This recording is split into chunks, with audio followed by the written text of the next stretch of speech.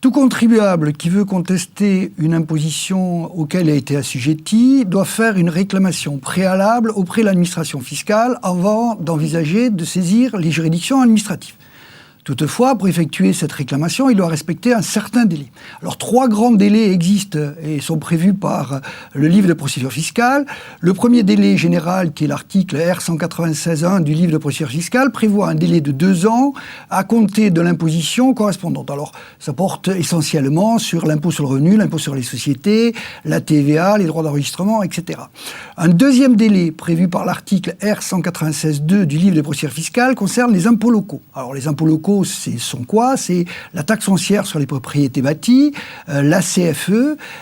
Cette contestation peut s'effectuer jusqu'au 31 décembre de l'année qui suit l'imposition. Donc le délai est très bref, puisque le délai n'est qu'une année. Il existe un troisième délai qui est souvent méconnu, c'est l'article R196.3 du livre de procédure fiscale.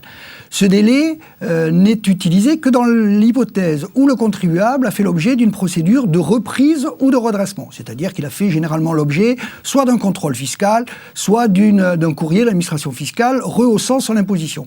Ce délai, dans ce cas-là, sera de 3 ans qui commencent à courir à partir du courrier qui aura été adressé par l'administration fiscale, soit la notification de redressement, soit éventuellement le courrier d'information lui indiquant qu'il va faire l'objet d'un redressement en matière d'imposition. Pour être recevable, une réclamation doit remplir un certain nombre de conditions. Alors, les conditions paraissent simples, mais il est nécessaire de les rappeler. Bon. Le premier principe, c'est que la réclamation peut être adressée sur papier simple ou par voie recommandée. Il est bien entendu évident d'adresser la réclamation contentieuse par voie recommandée afin d'en garder une trace. Cette réclamation doit contenir les éléments de droit et les éléments de fait qui permettent de contester l'imposition et surtout de déterminer la quotité d'imposition qui est contestée. À cette réclamation doit être jointe, bien entendu, l'avis d'imposition correspondant qui est celui que le contribuable conteste.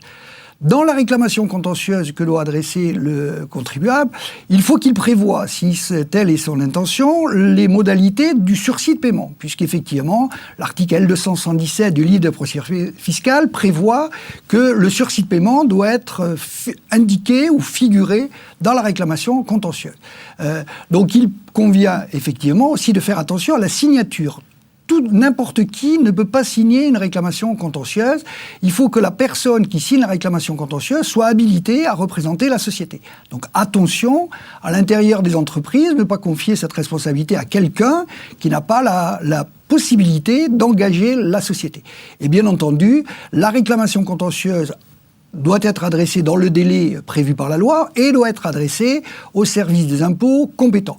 S'il arrive que la réclamation contentieuse est adressée à un service qui ne correspond pas à celui qui était indiqué sur l'avis d'imposition, l'administration fiscale en interne se chargera de transmettre la réclamation au service concerné. Quelles sont les suites qui vont découler de la réclamation contentieuse que le contribuable a adressée à l'administration?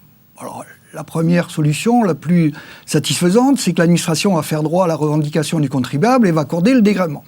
La deuxième solution, moins satisfaisante, c'est que l'administration va camper sur ses positions et va maintenir l'imposition en l'état. Il ne restera plus au contribuable correspondant de saisir dans le délai de 2 mois le tribunal administratif compétent si on est sur des impôts qui relèvent de la juridiction administrative ou si on est en droit d'enregistrement ou en ISF, de saisir le tribunal de grande instance. Attention aussi aux éléments qu'on indique à l'administration dans le cadre d'une réclamation contentieuse.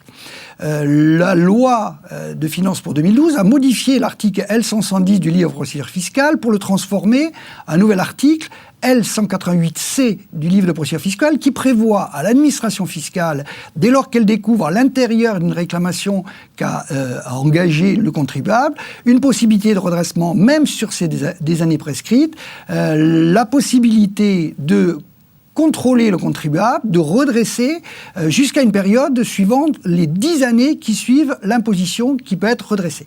C'est pour ça qu'il faut être très circonspect dans l'engagement d'une réclamation contentieuse et bien vérifier que la procédure qu'on engage ne risque pas de se retourner contre le contribuable lui-même.